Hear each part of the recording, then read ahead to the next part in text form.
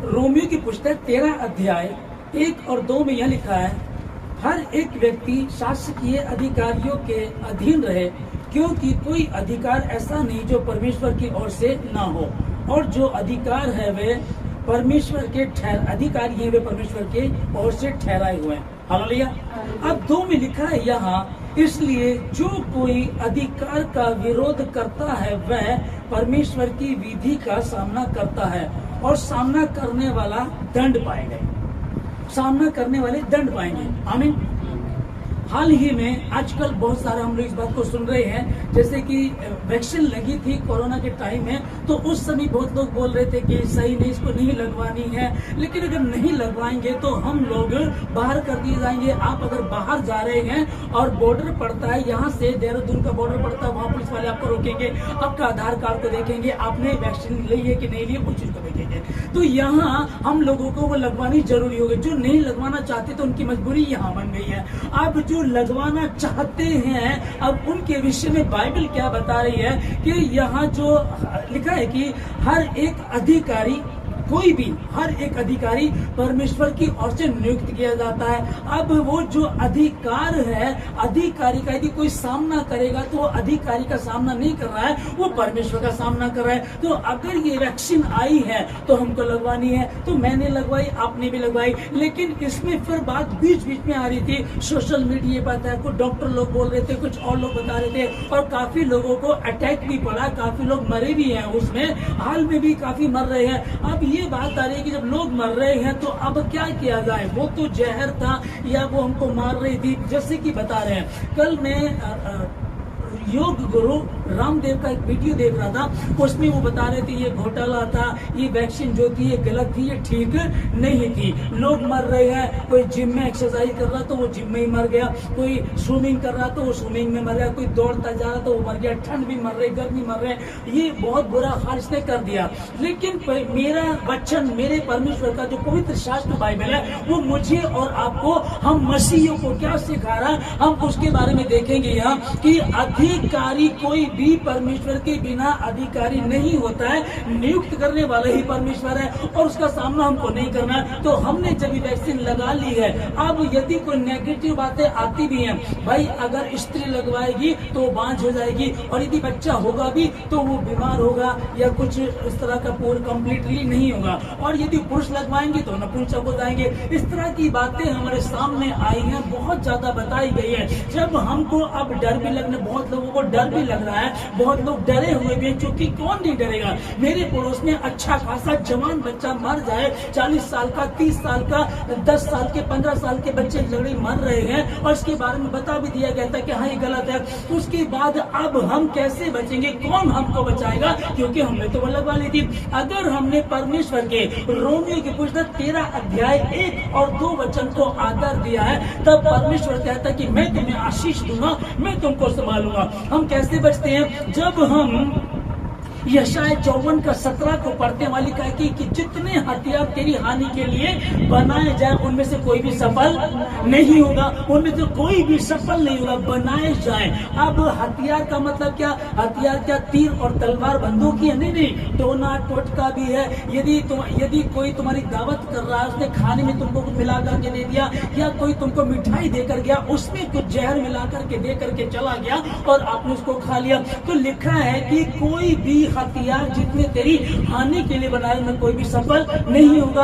अब बात आती है, एक तरफ से लोग हमको रिपोर्ट दिखा रहे हैं, वो नपुंसक हो जाएंगे, वो बांझ हो जाएंगी, वो मर जाएंगे, चलते चलते मर सकते हैं, धूप में मर सकते हैं, जिम में एक्सरसाइज करते हुए मर सकते हैं। अब ये बातें हमारी तरफ आ रही है, ये रिपोर्ट लोग हमको दिखा रहे हैं, और सच्ची रिपोर्ट है, ये सही चल रहा है। लेकिन दूसरी रिपोर्ट मैंने कौन सी देखनी है, भजन संहिता 91 में लिखा है कि जो परम प्रधान के छाए हुए स्थान में बैठा रहे वो सर्वशक्तिमान की छाया में ठिकाना पाएगा। इस पहले वचन को जब हम पूरा करते हैं कि मैं परमेश्वर के निकट बैठता हूँ, हम उपवास रख रहे हैं, प्रार्थना कर रहे हैं, वचन को पढ़ रहे हैं, परमेश्वर की अधीनता में है, तब तुम डरना मत।